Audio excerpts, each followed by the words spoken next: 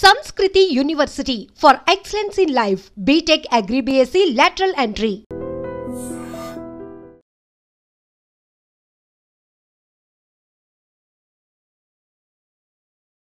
మా అందరికీ చాలా ప్రియమిత్రుడైనటువంటి కోట శ్రీనివాసరావు గారు ఇక్కడ లేరు అనే భావనే చాలా బాధగా ఉంది.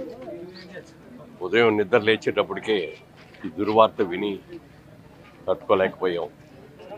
ఒక అద్భుతమైన నటుడిని కోల్పోయింది సినిమా పరిశ్రమ. నాటకాలు వేసే రోజుల నుంచి కూడా కోట శ్రీనివాసరావు గారితో మనకు మంచి పరిచయాలు ఉన్నాయి.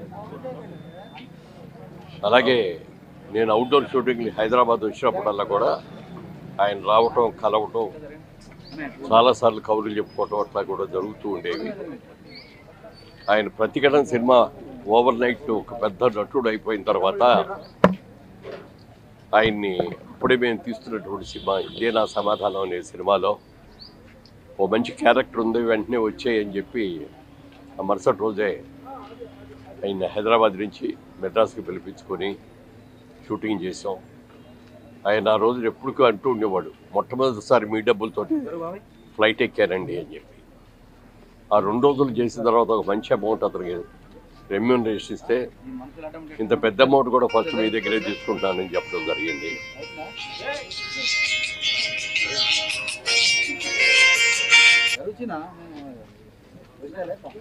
ఆ తర్వాత అనేక చిత్రాల్లో మా జేబెరీ సంస్థలో నటించడమే కాకుండా చాలా చిత్రాలు ఇద్దరం కలిసి చాలా పాత్రలు చేయటం జరిగింది.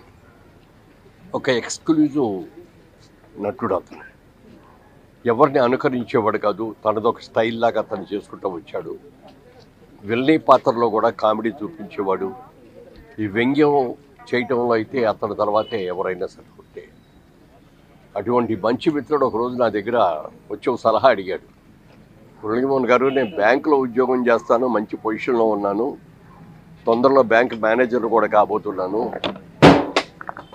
మరి ఈ టైంలో ఈ సినిమాలు అన్నీ వచ్చి ఏం చేయాలో అర్థం కావట్లేదు, సినిమాల మీద కాన్సన్ట్రేషన్ చేయాలా లేకపోతే నా బ్యాంక్ ఉద్యోగం కోసం చేయాలో అర్థం కావట్లేదని మీ సలహా చెప్పండి అంటే నేను ఒకే మాట చెప్పాను.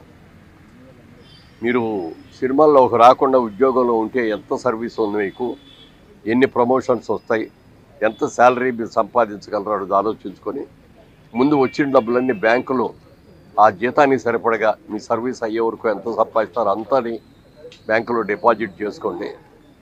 సినిమాల్లో బాగుంటే కంటిన్యూ చేయొచ్చు, బాగోపోతే కనీసం మీ ఉద్యోగం అది పోయిందే అని అనుకోకుండా ఆ డబ్బులు ఉంటాయి అని చెప్పిన సలహాని 100కి 100 పాళ్ళు పాటించి తర్వాత ఆయనే చెప్పాడు, సార్ మీరు చెప్పిన సలహా ప్రకారం నేను బ్యాంకులో ఫిక్స్డ్ డిపాజిట్లో ఇచ్చేసానంటే.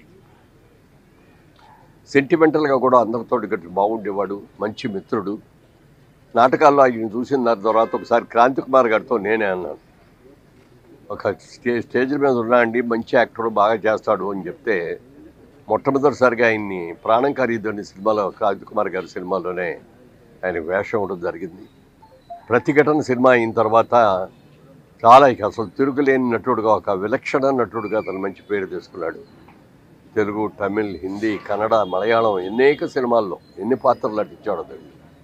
కొన్ని పాత్రలు అయితే కోట శ్రీనివాసరావు తప్ప మరొకళ్ళు లేరు, ఇలా యాక్ట్ చేయలేరు అనేటటువంటి మంచి పేరు తెచ్చుకున్నటువంటి మంచి మిత్రుడిని, మంచి నటుడిని కోల్పోయిన అందుకు సినిమా ఇండస్ట్రీ చాలా బాధపడుతోంది. ఈ లోటు ఎవరూ తీర్చలేనిది. ఆయన ఆత్మకు శాంతి కలగాలని కోరుకుంటూ వారి కుటుంబ సభ్యులకి అందరికీ కూడా నా హృదయపూర్వక సానుభూతిని తెలియజేస్తున్నాను. Thank you. నిజంగా ప్రస్తుతం ఉన్నటువంటి సమాజం దేనికి ప్రయారిటీ ఇస్తుంది? ఆర్థిక సంబంధాల చుట్టూ మాత్రమే తిరుగుతుంది. మళ్ళీ ఎన్నికలంగానే చాలా విరక్తి కలుగుతుంది. మంచి అనిపిస్తుంది కదా, లేడీస్ కూడా ఛాలెంజింగ్ జాబ్స్ చేసినప్పుడు చాలా బాగుంటది. ట్రాఫిక్ అసిస్టెంట్స్ గా నియమించిన ట్రాన్స్జెండర్స్ అందరితో సాల్యూట్ చేయించుకుంటున్నారు. ఫుడ్ డెలివరీ ఇవ్వటానికి వెళ్ళినటువంటి డెలివరీ బాయ్ అనిల్ పై కళ్ళ ముందు